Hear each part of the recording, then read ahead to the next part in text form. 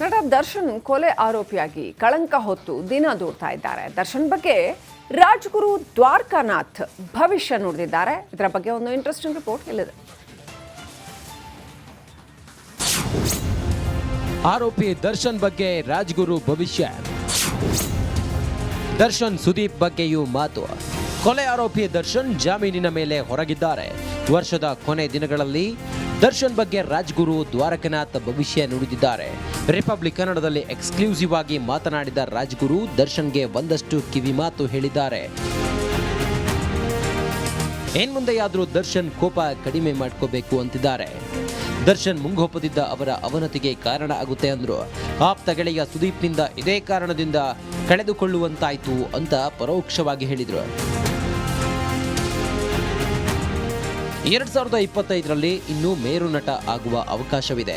ಮುಂದೆ ದೊಡ್ಡ ಬದಲಾವಣೆ ಆಗಬಹುದು ಅಂದ್ರು. ಖಳನಾಯಕನಲ್ಲ ಅವನು. ಏನು ಆಪಾದನೆ ಬಂದಿರಬಹುದು, ಆಪಾದನೆಯಿಂದ ಮುಕ್ತರಾಗಲೂಬಹುದು, ಅಥವಾ ಅವರಲ್ಲೇ ಒಂದು ದೊಡ್ಡ ಬದಲಾವಣೆ ಕೂಡ ಬಂದ್ಬಿಡ್ಬೋದು ಅವರಲ್ಲಿ. ಆದರೆ ಅವ್ರು ಏನು ಫೀಲ್ಡ್ ಇದೆ ಚಲನಚಿತ್ರರಂಗ, ಅವರೇನು ಬಿಡಬೇಕಾದ್ದಿಲ್ಲ. ನಟನೆಯಲ್ಲಿ ಮೇರು ಪರ್ವತದಲ್ಲಿ ನಿಂತ್ಕೊಂಡಿದ್ದಾರೆ. ಏಕಾಏಕಿ ಯಾಕೆ ಇಳಿಸ್ತಾರೆ? ಏನೋ ಕಾರ್ಯಕಾರಣ, ಅವ್ರ ದುರಾದೃಷ್ಟವೋ ಅವರ ಸಮಯವೋ ಅಥವಾ ಅವ್ರ ಕೋಪವೋ ಆ ರೀತಿ ಮಾಡಿದೆ ಅಂತ ತಿದ್ದುಕೊಳ್ಳಿ ಅವರು, ಅಷ್ಟೇ. ಅವರು ಆಯಿತು, ಈಗ ಅಲ್ಲೇ ಇದ್ದಾರೆ.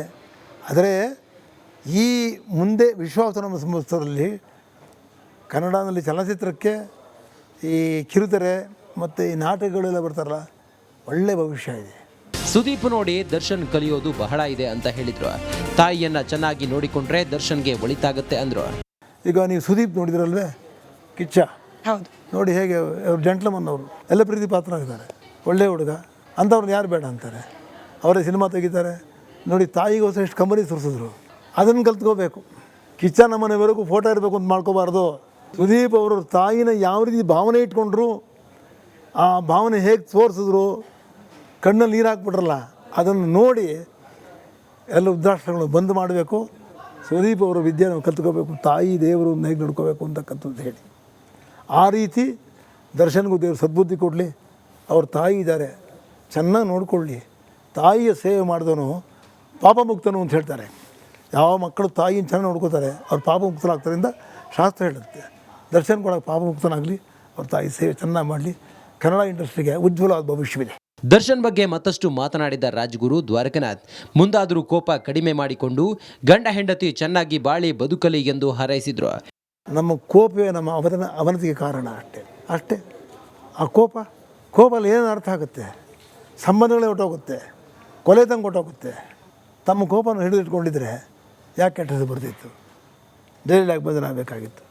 ಇನ್ನಾರು ತಿದ್ದುಕೊಂಡು ನಡೀಲಿ ಅಂತ ಒಳ್ಳೆಯ ಬುದ್ಧಿ ಕೊಡಲಿ ಗಂಡ ಹೆಂಡತಿಗೆ. ಏನಾದರೂ ದರ್ಶನ್ ಒಳ್ಳೆಯ ದಾರಿಯಲ್ಲಿ ಬರ್ತಾರಾ? ರಾಜ್ಗುರು ದ್ವಾರಕನಾಥ್ ಮಾತು ಕೇಳಿ ಬದಲಾಗ್ತಾರಾ ಅಂತ ಕಾದು ನೋಡಬೇಕಿದೆ. News desk, Republic Kannada, Bengaluru.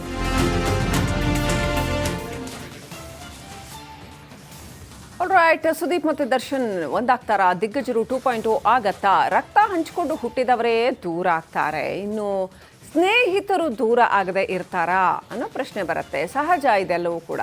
Darshan Sudeep friendship breakup ಆಗಿದ್ದಂಥದ್ದು. ಇಬ್ಬರೂ ದೂರಾಗಿ 7-8 ವರ್ಷ ಕಳೆದಿದ್ದಾವೆ ಆಲ್ರೆಡಿ. ಇಬ್ಬರನ್ನೂ ಒಂದು ಮಾಡೋಕ್ಕೆ ಇನ್ನೂ ಕೂಡ ಯಾರಿಂದಲೂ ಆಗಿಲ್ಲ. ಇನ್ನು ರಾಕ್ಲೈನ್ ವೆಂಕಟೇಶ್ ವೇದಿಕೆಯನ್ನು ಸಿದ್ಧಪಡಿಸಿದ್ರು, ಆದರೆ ಅಲ್ಲೂ ಕೂಡ ಸಾಧ್ಯ ಆಗಲಿಲ್ಲ. ಸುಮಲತಾ ಬರ್ತ್ಡೇ ವೇಳೆ ಇಬ್ಬರು ಮುಖಾಮುಖಿ ಆಗಿದ್ರು, ಒಂದೇ ಸ್ಟೇಜ್ ಮೇಲಿದ್ರೂ ಕೂಡ ಇಬ್ಬರು ಮಾತಾಡಲಿಲ್ಲ. ಸುದೀಪ್ ದರ್ಶನ್ ಒಂದಾಗೋ ಟೈಮ್ ಬರುತ್ತೆ ಅಂತ ರಾಜ್ಗುರು ಭವಿಷ್ಯ ನುಡಿದಿದ್ದಾರೆ. ಎನಿವೆ, ಕುಚುಕುಗಳು ಒಂದಾಗೋಕ್ಕೆ ಇನ್ನೊಂದು ವರ್ಷ ಬೇಕಂತೆ. ಸುದೀಪ್ ದರ್ಶನ್ ಸ್ನೇಹ 2026ಕ್ಕೆ ಸರಿ ಹೋಗುತ್ತೆ ಅಂತ ದ್ವಾರಕನಾಥ್ ಅವರು ಹೇಳಿದ್ದಾರೆ. ಅಚ್ಚರಿಯ ಭವಿಷ್ಯ ನುಡಿದಿದ್ದಾರೆ. ಜ್ಯೋತಿಷಿ ಪ್ರಶಾಂತ್ ಕಿಣಿ ಕೂಡ ಅದನ್ನು ಹೇಳಿದ್ದಾರೆ. ಹಾಗಾಗಿ ಅವರಿಬ್ಬರು 2026ರಲ್ಲಿ ಒಂದಾಗ್ತಾರೆ ಅಂತ ಜ್ಯೋತಿಷಿ ಪ್ರಶಾಂತ್ ಕಿಣಿ ಕೂಡ ಹೇಳಿದ್ದಾರೆ. ದರ್ಶನ್ ಜೈಲಿನಲ್ಲಿದ್ದಾಗ ಪ್ರಶಾಂತ್ ಕಿಣಿ ಈ ಭವಿಷ್ಯನ ನುಡಿದಿದ್ರು. 2027ಕ್ಕೆ ದರ್ಶನ್ ರಾಜಕೀಯಕ್ಕೆ ಬರೋದು ಖಚಿತ ಅನ್ನುವಂಥದ್ದನ್ನು ಕೂಡ ಹೇಳಿದ್ದಾರೆ ಜ್ಯೋತಿಷಿಗಳು. 2026ಕ್ಕೆ ಕಿಚ್ಚ ದಚ್ಚು ಸ್ನೇಹ ಸರಿ ಹೋಗಿ. ನಟ ದರ್ಶನ್ ಕೊಲೆ ಆರೋಪಿಯಾಗಿ ಕಳಂಕ ಹೊತ್ತು ದಿನ ದೂಡ್ತಾ ಇದ್ದಾರೆ. ದರ್ಶನ್ ಬಗ್ಗೆ ರಾಜ್ಗುರು ದ್ವಾರಕಾನಾಥ್ ಭವಿಷ್ಯ ನುಡಿದಿದ್ದಾರೆ. ಇದರ ಬಗ್ಗೆ ಒಂದು ಇಂಟ್ರೆಸ್ಟಿಂಗ್ ರಿಪೋರ್ಟ್ ಇಲ್ಲಿದೆ. ಆರೋಪಿ ದರ್ಶನ್ ಬಗ್ಗೆ ರಾಜ್ಗುರು ಭವಿಷ್ಯ. ದರ್ಶನ್ ಸುದೀಪ್ ಬಗ್ಗೆಯೂ ಮಾತು.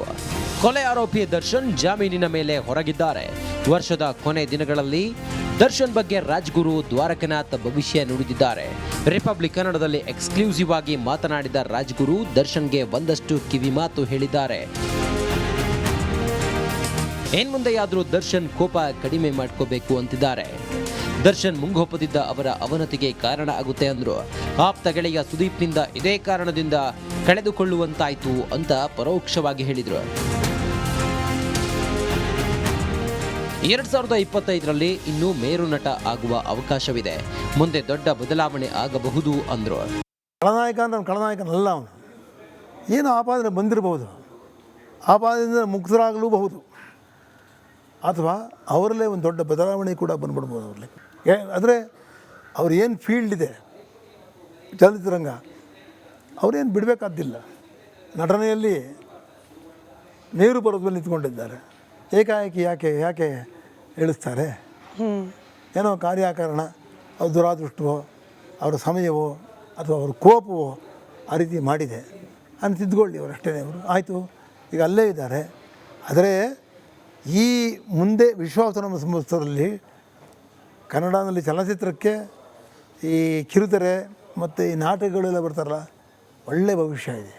ಸುದೀಪ್ ನೋಡಿ ದರ್ಶನ್ ಕಲಿಯೋದು ಬಹಳ ಇದೆ ಅಂತ ಹೇಳಿದ್ರು. ತಾಯಿಯನ್ನ ಚೆನ್ನಾಗಿ ನೋಡಿಕೊಂಡ್ರೆ ದರ್ಶನ್ಗೆ ಒಳಿತಾಗುತ್ತೆ ಅಂದ್ರು. ಈಗ ನೀವು ಸುದೀಪ್ ನೋಡಿದ್ರಲ್ವೇ, ಕಿಚ್ಚ ಹೌದು ನೋಡಿ ಹೇಗೆ ಅವ್ರು ಜೆಂಟ್ಲ್ಮನ್, ಅವರು ಎಲ್ಲ ಪ್ರೀತಿ ಪಾತ್ರ ಆಗಿದ್ದಾರೆ, ಒಳ್ಳೆ ಹುಡುಗ. ಅಂಥವ್ರನ್ನ ಯಾರು ಬೇಡ ಅಂತಾರೆ? ಅವರೇ ಸಿನಿಮಾ ತೆಗಿತಾರೆ ನೋಡಿ. ತಾಯಿಗೋಸ್ಕರ ಎಷ್ಟು ಕಂಬನಿ ಸುರಿಸಿದ್ರು, ಅದನ್ನು ಕಲ್ತ್ಕೋಬೇಕು. ಕಿಚ್ಚ ನಮ್ಮನೆವರೆಗೂ ಫೋಟೋ ಇರಬೇಕು ಅಂತ ಮಾಡ್ಕೋಬಾರ್ದು. ಸುದೀಪ್ ಅವರು ತಾಯಿನ ಯಾವ ರೀತಿ ಭಾವನೆ ಇಟ್ಕೊಂಡ್ರು, ಆ ಭಾವನೆ ಹೇಗೆ ತೋರಿಸಿದ್ರು, ಕಣ್ಣಲ್ಲಿ ನೀರು ಹಾಕ್ಬಿಟ್ರಲ್ಲ, ಅದನ್ನು ನೋಡಿ ಎಲ್ಲ ವೃದ್ಧಾಶ್ರಮಗಳು ಬಂದ್ ಮಾಡಬೇಕು. ಸುದೀಪ್ ಅವರ ವಿದ್ಯೆ ನಾವು ಕಲ್ತ್ಕೋಬೇಕು, ತಾಯಿ ದೇವರು ಹೇಗೆ ನಡ್ಕೋಬೇಕು ಅಂತಕ್ಕಂಥದ್ದು ಹೇಳಿ. ಆ ರೀತಿ ದರ್ಶನ್ಗೂ ದೇವರು ಸದ್ಬುದ್ಧಿ ಕೊಡಲಿ. ಅವ್ರ ತಾಯಿ ಇದ್ದಾರೆ, ಚೆನ್ನಾಗಿ ನೋಡ್ಕೊಳ್ಳಿ. ತಾಯಿಯ ಸೇವೆ ಮಾಡಿದವನು ಪಾಪಮುಕ್ತನು ಅಂತ ಹೇಳ್ತಾರೆ. ಯಾವ ಮಕ್ಕಳು ತಾಯಿನ ಚೆನ್ನಾಗಿ ನೋಡ್ಕೋತಾರೆ ಅವ್ರು ಪಾಪಮುಕ್ತರಾಗ್ತಾರೆ ಅಂತ ಶಾಸ್ತ್ರ ಹೇಳುತ್ತೆ. ದರ್ಶನ್ ಕೂಡ ಪಾಪಮುಕ್ತನಾಗಲಿ, ಅವ್ರ ತಾಯಿ ಸೇವೆ ಚೆನ್ನಾಗಿ ಮಾಡಲಿ. ಕನ್ನಡ ಇಂಡಸ್ಟ್ರಿಗೆ ಉಜ್ವಲವಾದ ಭವಿಷ್ಯವಿದೆ. ದರ್ಶನ್ ಬಗ್ಗೆ ಮತ್ತಷ್ಟು ಮಾತನಾಡಿದ ರಾಜ್ಗುರು ದ್ವಾರಕನಾಥ್, ಮುಂದಾದರೂ ಕೋಪ ಕಡಿಮೆ ಮಾಡಿಕೊಂಡು ಗಂಡ ಹೆಂಡತಿ ಚೆನ್ನಾಗಿ ಬಾಳಿ ಬದುಕಲಿ ಎಂದು ಹಾರೈಸಿದ್ರು. ನಮ್ಮ ಕೋಪವೇ ನಮ್ಮ ಅವನತಿಗೆ ಕಾರಣ, ಅಷ್ಟೇ. ಆ ಕೋಪಲ್ಲಿ ಏನು ಅರ್ಥ ಆಗುತ್ತೆ? ಸಂಬಂಧಗಳೇ ಹೊಟ್ಟೋಗುತ್ತೆ, ಕೊಲೆ ತಂಗೆ ಹೊಟ್ಟೋಗುತ್ತೆ. ತಮ್ಮ ಕೋಪನ ಹಿಡಿದಿಟ್ಕೊಂಡಿದ್ರೆ ಯಾಕೆ ಕೆಟ್ಟ ಹೆಸರು ಬರ್ತಿತ್ತು? ಜೈಲಾಗಿ ಬದಲಾಗಬೇಕಾಗಿತ್ತು. ಇನ್ನಾರು ತಿದ್ದುಕೊಂಡು ನಡೀಲಿ ಅಂತ ಒಳ್ಳೆ ಬುದ್ಧಿ ಕೊಡಲಿ ಗಂಡ ಹೆಂಡತಿಗೆ. ಏನಾದರೂ ದರ್ಶನ್ ಒಳ್ಳೆಯ ದಾರಿಯಲ್ಲಿ ಬರ್ತಾರಾ? ರಾಜ್ಗುರು